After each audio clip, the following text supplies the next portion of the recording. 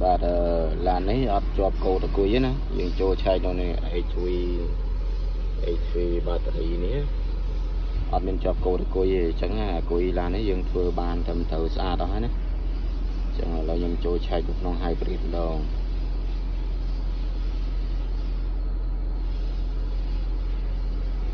là hybrid có việc ọt chọp cầu ta chẳng chỉ mà dân trôi chạy nó không engine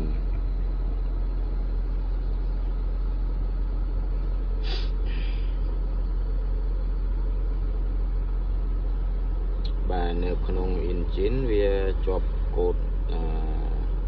bùn thực tiểu bay á